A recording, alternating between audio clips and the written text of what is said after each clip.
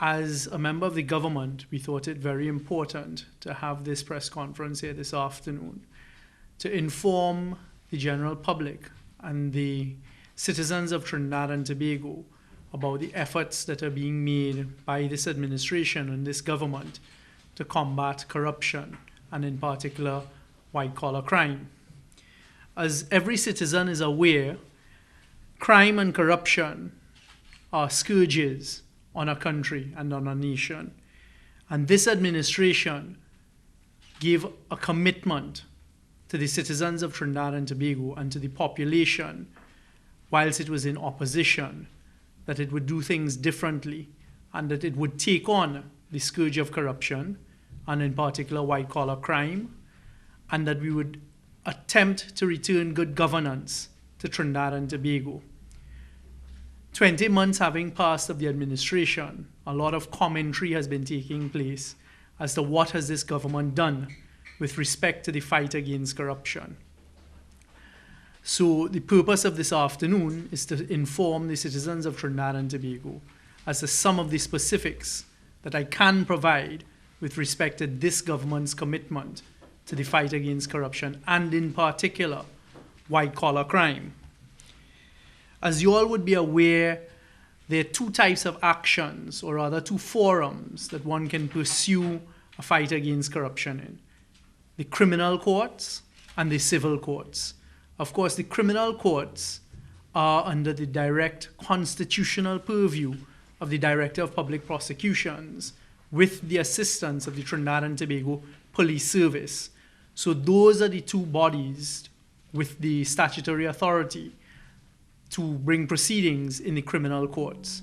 A government and an administration does not have that power. The civil courts, of course, are a completely different arena. And the civil courts in particular, and any action brought by the state in the civil courts, fall within the purview of the Office of the Attorney General and Legal Affairs. And what I'm happy to say to the population now is that over the last 20 months, this administration has been working very carefully, very quietly, very meticulously on a number of matters with international teams of lawyers, investigators, and forensic auditors, working meticulously along with the Office of the Attorney General in the pursuit of actions against white-collar crime. In particular, this administration has filed 3 claims in the High Courts of Trinidad and Tobago thus far with respect to the work that it's been doing. And I'm going to spend a little bit of time with you this afternoon just giving you an idea as to what has happened and what it is that is taking place.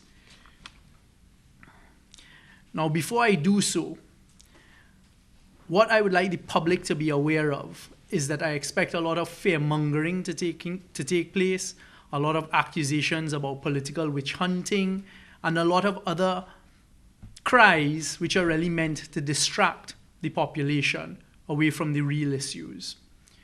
We will not be deterred by that. Ultimately, every single one of these matters will be determined by the court system in Trinidad and Tobago, and the ones that fall under this office by the civil courts, and we are completely and fully committed to it. And we have gone about in the last 20 months utilizing the best international talent possible in bringing these claims. And I'm happy to say it has not cost the taxpayers anywhere near the hundreds or even tens of millions of dollars that it cost us under the former administration, for which there has been absolutely no result to date. And I can tell you personally that in my experience of 17 to 18 years as an attorney at law, it is the best types of actions I've ever seen drafted, because we've really gone about and found the best-in-class persons to assist us with this work. So what has been taking place from October 2015 is the gathering of evidence. So we've moved from an information and an intelligence stage to an evidential stage.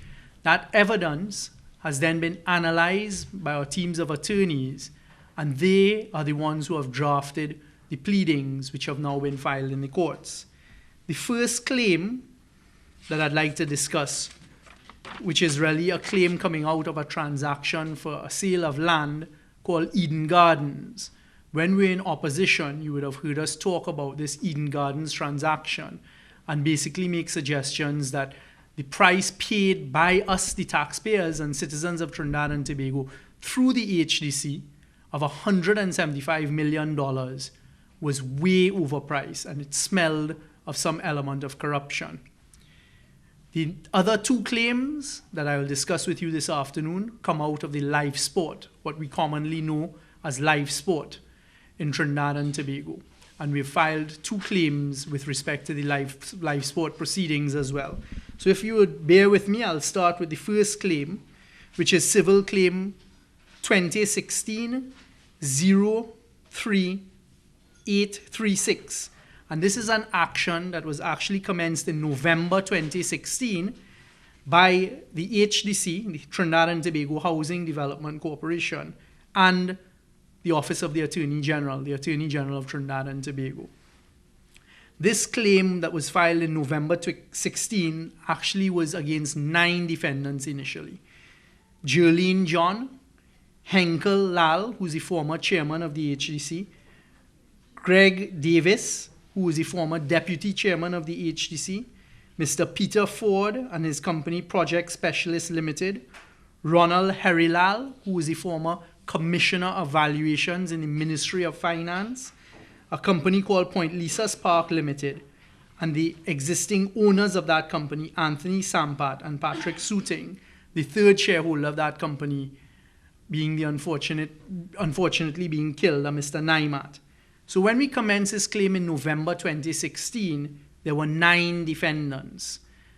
We did not, at that stage, serve the claim on any of the defendants. This is completely in keeping with the civil proceedings rules of Trinidad and Tobago that permit you a period of, I believe, 3 to 4 months to serve a claim. During that period of time, what we did for the first time in Trinidad and Tobago is we made applications to the court and were granted orders to follow the money. You've heard us talk about following money trails. This is a transaction where $175 million of taxpayers' money was spent, and under the leadership of the Attorney General's office, we followed the money. And what happened this week is we have amended the claim now, and the amended claim, statement of claim, is filed on the 20th of June 2017, some almost 7 or 8 months later. And you're seeing now the addition of a 10th defendant, a Mr. Evel Ross. Mr. Evel Ross became a defendant in this matter because of as a result of, the effects of us following the money. In following the money trail, we found what is believed to be the payment of a bribe to Mr. Evel Ross, who was actually the officer at the Commissioner of Valuations office, who did the valuation, valuing the land at $180 million, even though a private valuator, Lyndon Scott and Company, had valued the land at $50-something odd million. And interestingly, as I'll point out to you in a short while, this payment to Mr. Evel Ross was made by those persons who sold the land to the HDC, Point Lisa Spark Limited, of $50,000 exactly 1 week after the agreement was signed between themselves and the HDC for the purchase of this land for $175 million. I think you all are familiar, as I've just taken you through, with who the defendants are. So this action has now been filed, the amended action on the 20th of June, as I said, and we took a decision to serve it. During the 8-month period, the Attorney General's office, along with an international team of lawyers, was busy following the money trail. Again, this has not happened before in Trinidad and Tobago in this manner, and as a result of that, we managed to find the bribe to which I've just spoken. What happened and the background to this transaction is in 2004, on the 1st of June 2004, Anthony Sampat, Patrick Suting, and then Azad Naimat purchased these gardens, Eden Gardens, from a Sukdeo Diosaran for $17 million on the face of it, but only paid $2 million. right? So in 2004, the initial land pops up for a purchase price of $17 million, but only $2 million are paid. 6 years later, in February 2010, 4 transactions, on the 3rd of February 2010, 4 transactions took place with respect to Eden Gardens. The first is these individuals rescinded the 2004 transaction, which is the first massive red flag, and they then sold the lands back to the original owner for the same $2 million that was paid, but remember the purchase price was $17 million. So they returned $2 million to the original owner. They then set up a company called Point Lisas Park Limited, which then purportedly purchased the same land in 2010 for $5 million, all happening on the same day. And then that company mortgaged the property to the original owner, Mr. Sukdeo Deosaran, for $18.5 million by the end of January 2012. Between the years of 2010 and 2012, that company, Point Lisas Park Limited, tried to sell the lots of land. They divided it into 300 individual lots of land and offered them for sale on the open market at $400,000 for a lot, which works out to $120 million. The significance of this is during that 2-year period, they were unable to sell any plot of land, and the maximum that they were seeking to get at that time was $120 million. In 2011, it appears as though they began discussions with certain of the defendants, and in particular the HDC, for the HDC to now purchase this land. A Lyndon Scott valuation was obtained, and Lyndon Scott valuation in November 2011 assumed an acquisition by one person purchasing the entire site. Of course, the significance of that is that if you're selling it in lots, as I just said, you'll be trying to sell 300 lots at a certain amount of money. For over 2 years, none were able to be sold. But if one person is now purchasing the whole parcel of land, you would expect the price to actually be lower than if you had lotified it, because that person is now purchasing all of the land and may do different things with it. Sorry, how much land? It was 50 acres, roughly 50 acres. So Lyndon Scott in November 2011 valued the gross development value of Eden Gardens at $115 million. But he concluded that an appropriate deduction from that would be $63 million because it's a sole purchaser, and therefore valued the land to a sole purchaser in November 2011 at $52 million. So again, the maximum value they tried to get was 120. Not a single parcel of land was sold. You then have a reputable valuator valuing the land in November 2011 at $52 million. What then took place is in January 2012, Azad Naimat, who is now deceased, wrote to HDC offering them the land for $200 million. So you have a valuation less than 2 months before for $52 million, a single purchaser. You then have one of the owners of the land offering to sell it to HDC, us, the taxpayers, for $200 million. We are in possession of all the board minutes where it seems as though questions were raised. There was an attempt at persuading the board to, one, agree that they should go ahead and purchase the land, which your board agreed to, and then a suggestion by certain officers at the HDC that they should get a valuation from the Commissioner of Valuation, who is the state's valuator at the Ministry of Finance. Sorry, who commissioned the Lyndon Scott valuation? I believe the Lyndon, I am not 100% certain, but he provided the HDC, so it appears to have been commissioned by the HDC in November 2011. Of course, the first letter we have on record comes in January 2012. So in November 2011, the HDC asked Lyndon Scott for valuation. He valued it at $52 million. And then you have the vendors offering it for sale at $200 million less than 2 months later. So someone suggested, let's go, well, we know who it is, suggested let's go to the Commissioner of Valuations for valuation. The Commissioner of Valuations, and the valuation is signed by Mr. Hirilal, but we've since discovered it was actually conducted by the now 10th defendant, Mr. Everell Ross, then provided a valuation where they tried to discredit the Lyndon Scott valuation for $180 million. Based on this valuation that was provided for $180 million, the taxpayers were saddled with a purchase of land, which was really only valued at $52 million for $175 million. And it's the $175 million that we've spent the last 8 months going behind and following the money to see where that money ended up. One of the results of us following that money is we found a check paid exactly 1 week after from the people who sold the land to this Mr. Everell Ross, who is the officer at the Commissioner of Valuations who did the valuation for $180 million, a check for $50,000. One, I will tell you now. What happened is in June 2012, HDC went to Cabinet and got the approval of Cabinet to acquire the land for $175 million.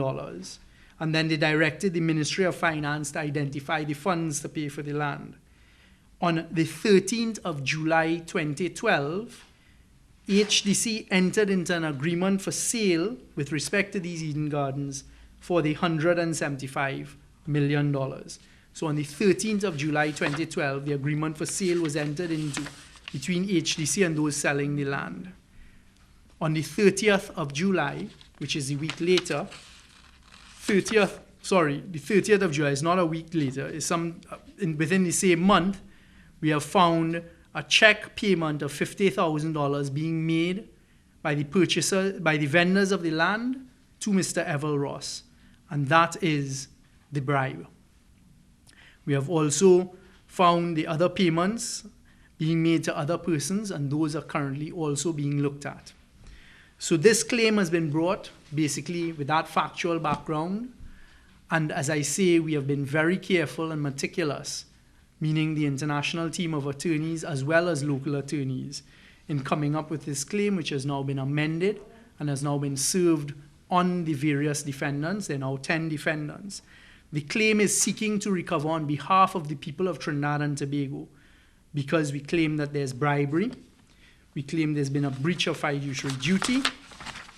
We also claim that there's been breach of contract and torts committed against the people of Trinidad and Tobago, and that those who receive the $175 million are in knowing receipt and or dishonest assistance. We've also brought claims against all of the defendants for what we call unlawful means conspiracy, which in a nutshell, as its name suggests, is a conspiracy by these 10 defendants to perpetrate fraud and corruption, including bribery, on the citizens of Trinidad and Tobago. And that is why the claim has also been brought in the name of the Attorney General in protecting the citizens of Trinidad and Tobago.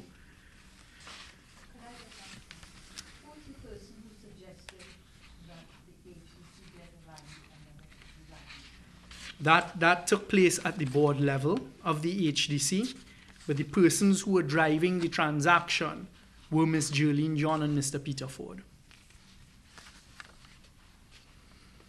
The minister that would have taken the note to Cabinet and persuaded the Cabinet to do it would have been then Minister Munilal. Of course, this claim now is before the courts of Trinidad and Tobago, and it is this government's position that it will pursue this claim in the courts of Trinidad and Tobago on behalf of the citizens of Trinidad and Tobago, and we will have no further commentary on it unless something arrives that we believe needs to be commented on in the public's interest. But we thought it necessary at this stage to just inform the public of Trinidad and Tobago as to what has gone on with respect to this. And in particular, we've seen allegations that for 8 months, nothing was done because there was fear in relation to the claim, and the claim wasn't served for 8 months. I have now taken the time to explain to Trinidad and Tobago the government was during that 8-month period following the money, going to court in a legal manner provided by the rules of Trinidad and Tobago, and the government was also during that course provided with 2 extensions of time by the court to serve the statement of claim. Because as I said, when you file, you have 4 months within which to serve. When that was coming up for expiry, we went to court and we asked for an extension of time and explained to the court we are following the money because it's the court granting the orders to follow the money. And the court saw it fit to grant us 2 extensions. And even before the second extension kicked in, we have served the claim on the defendants. This matter is now before the courts. We have fullest confidence in the claim, as do our attorneys and as they have advised us, and we will pursue the claim to fruition. Mr. Young, if I may be allowed, if HDC commissioned the Lyndon Scott valuation, I'm curious to know whether that valuation was shared with the HDC board. It appears so. So how does the board, how did the board justify getting a valuation for $52 million and then agreeing to pay $175 million to the man? I was not present at the board meeting. From what we've seen of the minutes of the board meeting and what is pleaded in the case is at a board meeting on the 2nd of February 2012 when the valuation was put to the board along with the offer of sale of the land for $200 million by those who owned it. They sought to discredit the Lyndon Scott valuation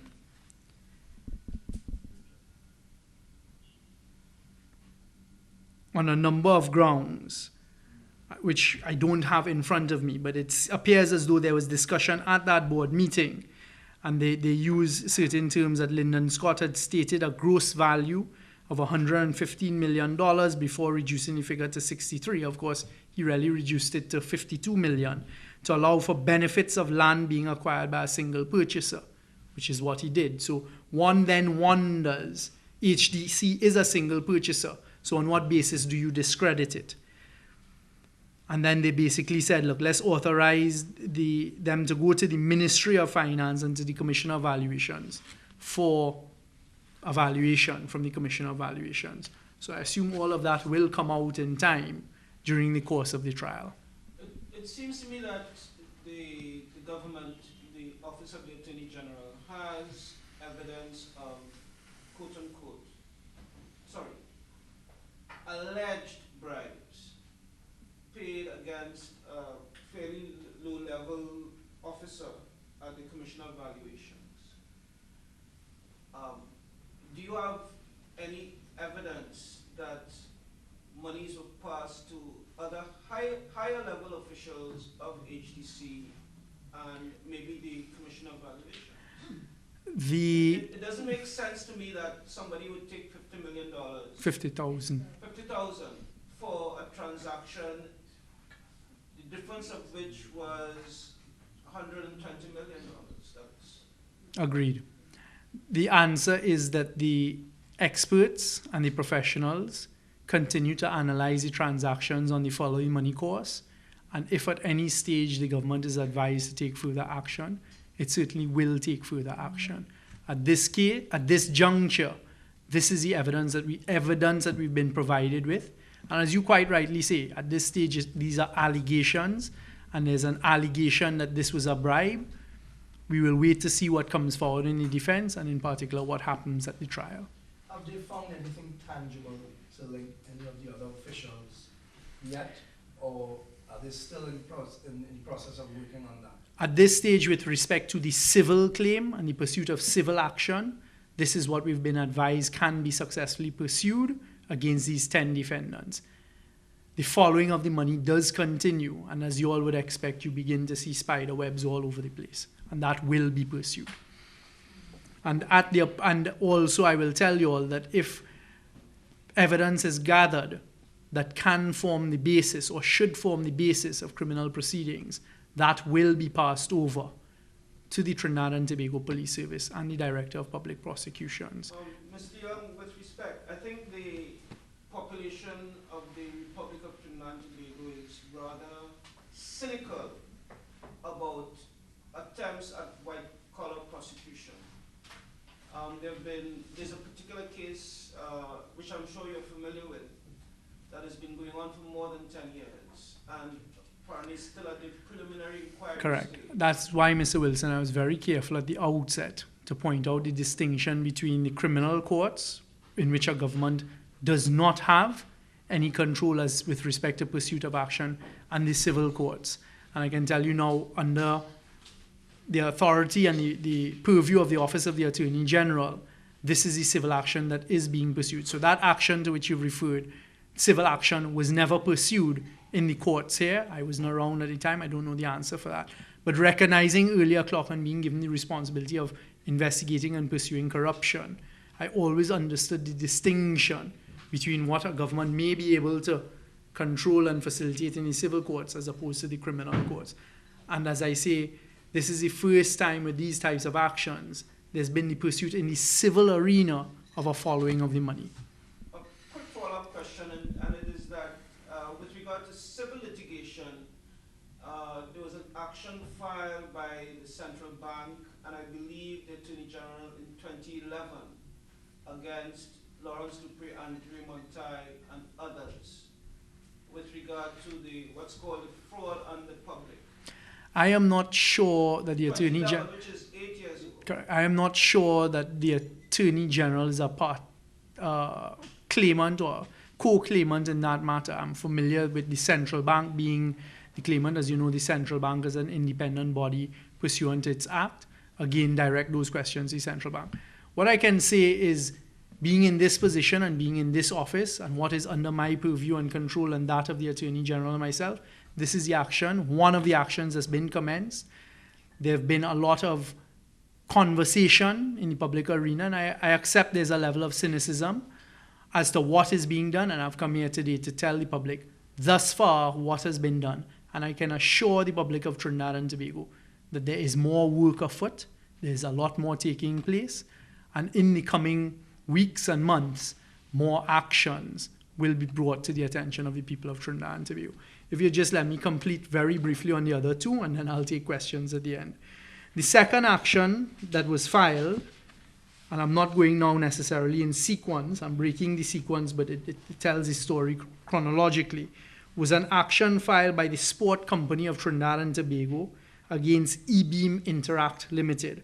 This is coming out of the whole LifeSport debacle that we faced as a country a few years ago. And this is civil action CV 2017-02026. This action is basically an action brought against a company called EBeam Interact Limited, owned by Mr.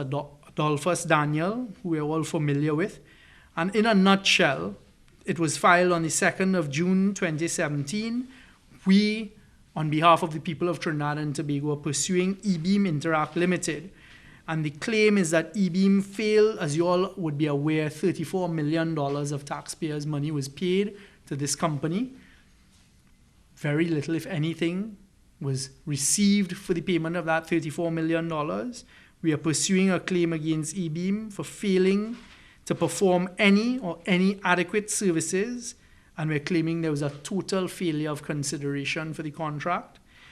We're going against EBeam for failing to provide any adequate deliverables. They never provided anything to justify these payments, and again, a total failure of consideration.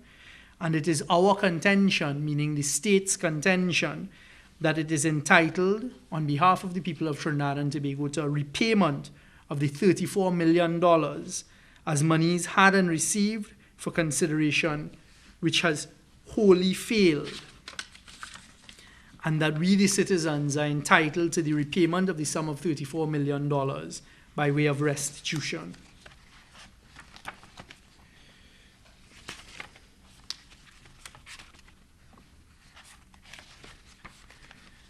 And without getting into the facts, I think we're all familiar with the facts. And this one is a simple fact that a contract was given.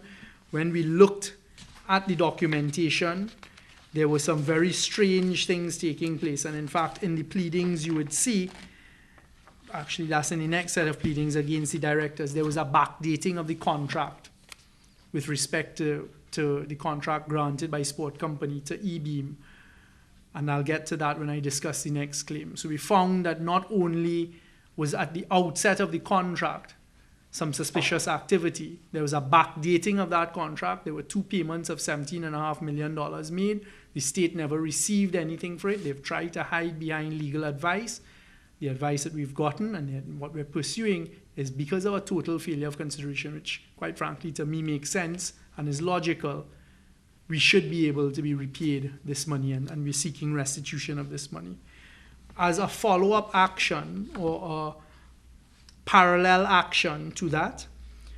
In 2016, we brought the Sport Company of Trinidad and Tobago Limited, brought a claim against 14 defendants, the majority of whom were the former directors of the sport company at the time. This claim is CV 2016-04365.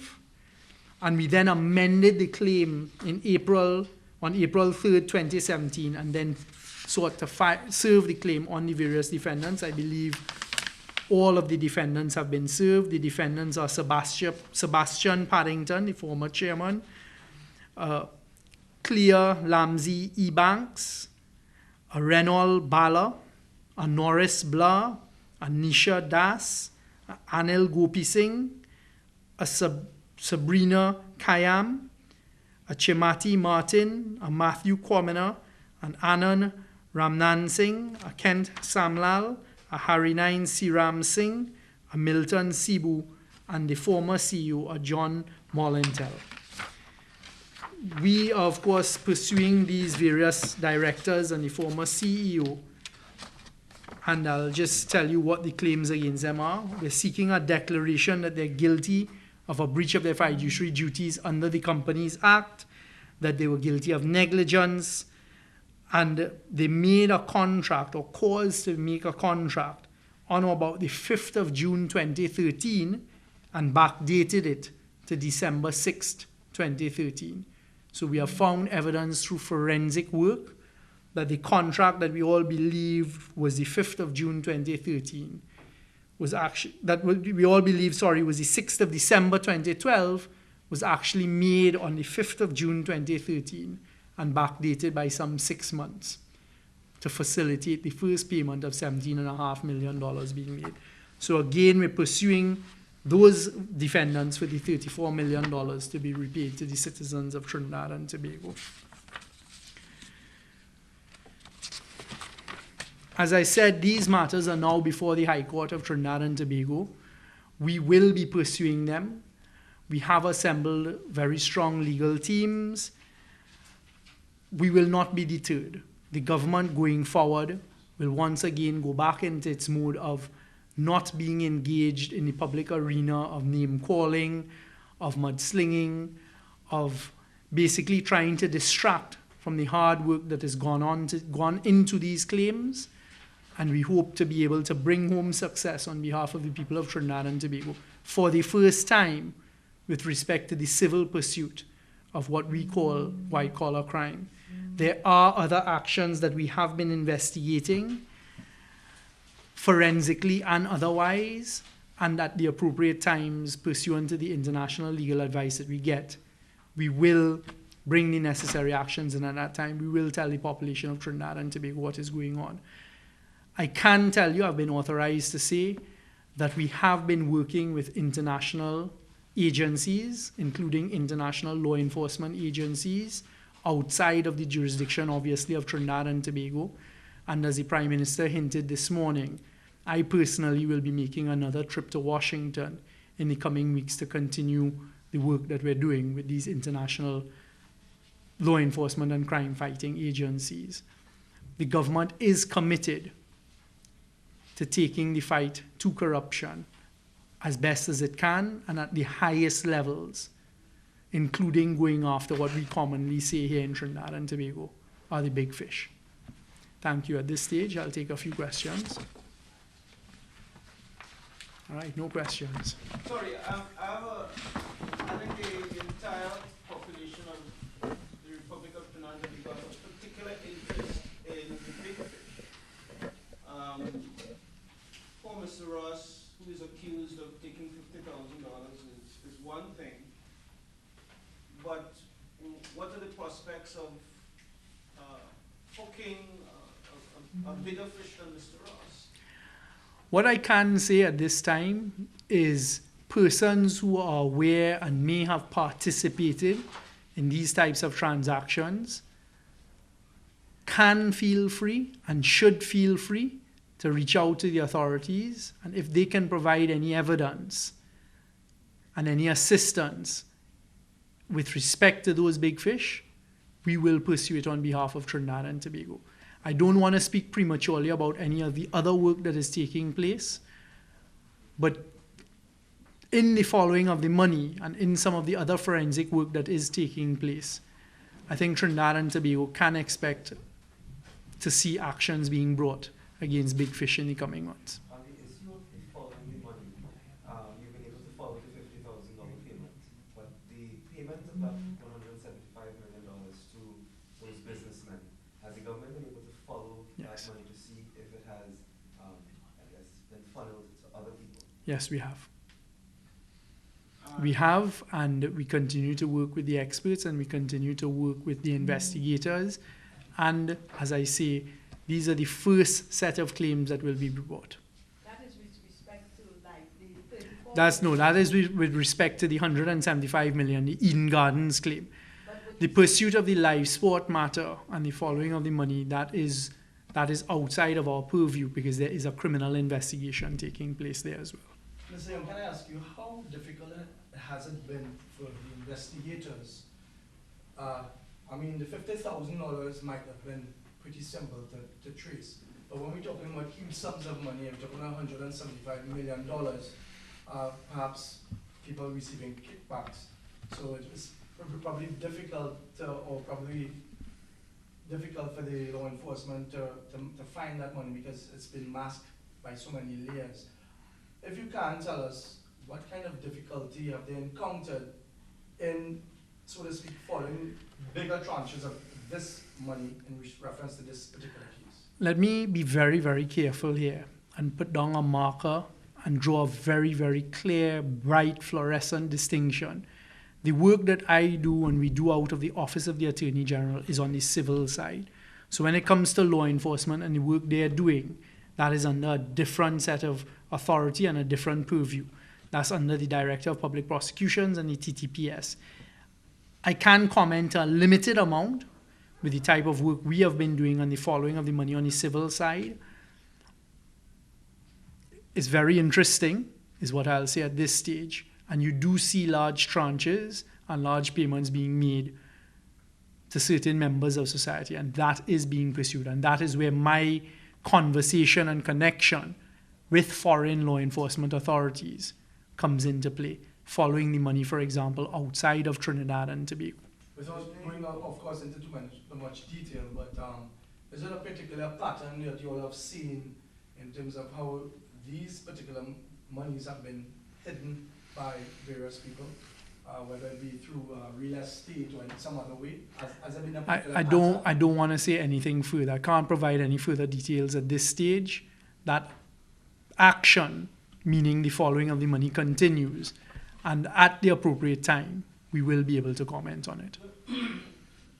Does the civil proceedings brought by the Office of the Attorney General have the ability to follow the money outside of this jurisdiction? Yes. Due to international treaties that we would have with other countries, you can file applications for MLATs, etc. And then when you found accounts away, etc., you then provide that to the foreign authorities and you pursue it. Any one of these three cases, have those approaches been made? And I can't talk about that at this stage.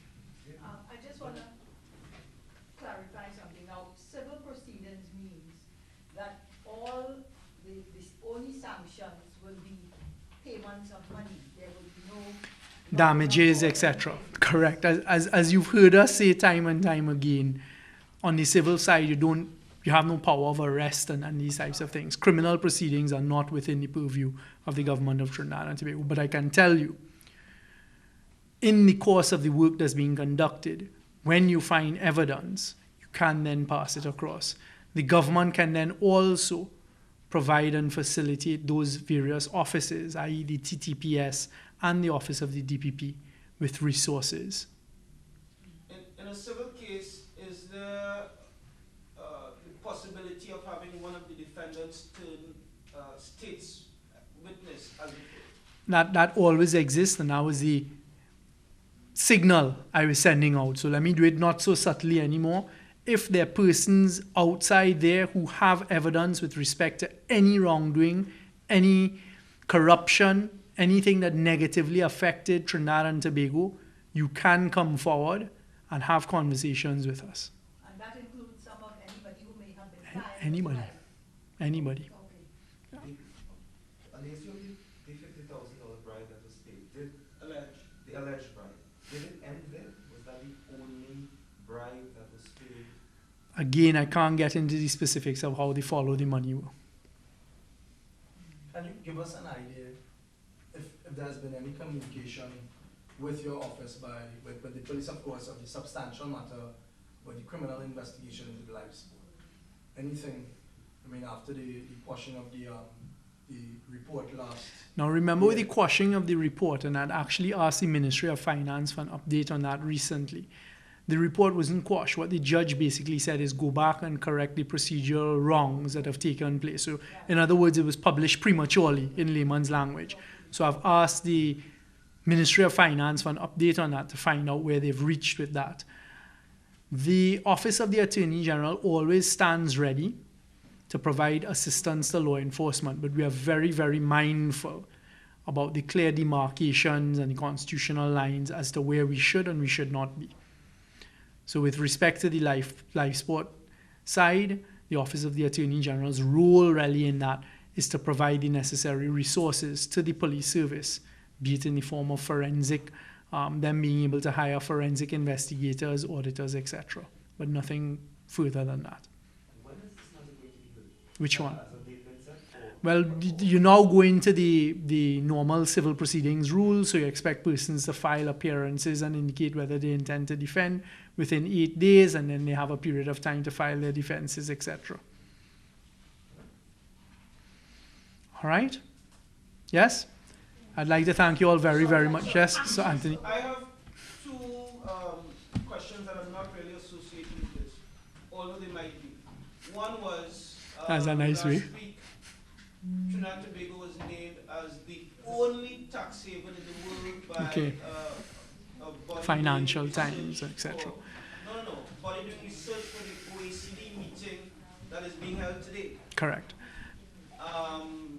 So it appears that somebody in the government or the entire government may have dropped the ball with regard to some document or something. Could you explain that? Yes. Secondly, Hold on a second one. Let me explain that one, and then you will remind me. You will then take up with your second question. I'm thankful for the opportunity to correct that. The articles appear to be incorrect, because I think anybody who understands Trinidad and Tobago, and in particular tax laws, we are not a tax haven in Trinidad and Tobago. Our tax rates ranged from 30% to 25%, and I don't think anyone internationally would describe that as a tax haven.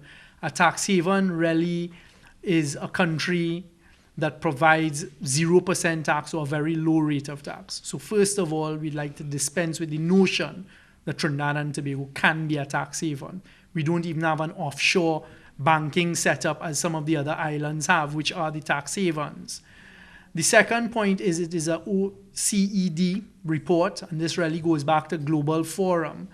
And as you would have heard the Attorney General, I think even the Prime Minister say in Parliament within recent times, we were signed up to this Global Forum, which is the European and some other sovereign countries' equivalent of FATCA, for want of a better phrase, where you have to provide tax information for their citizens, etc.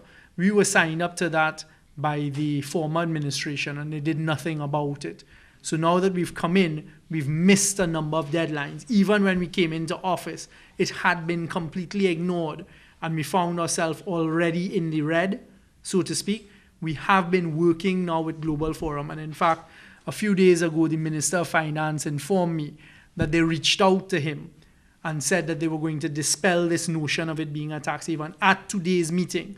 So Global Forum has reached out to Trinidad and Tobago, have recognized that we have been working with them. In fact, we have drafted the legislation.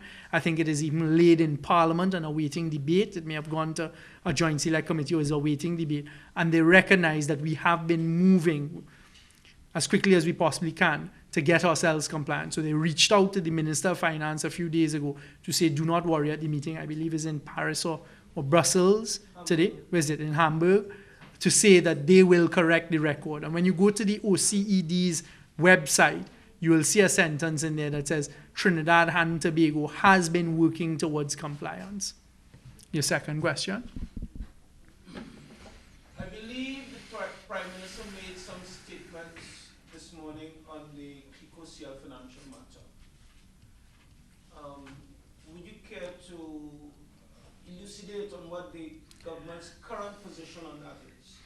I don't want to get into much detail. The Prime Minister raised it because coming back from CARICOM, some other CARICOM leaders raised the whole issue, as you are familiar with the BICO and the payouts with respect to BICO. The government of Trinidad and Tobago paid out about 50 million US. There's still some outstanding to some of the other, to the BICO judicial receiver, I believe, in the Bahamas.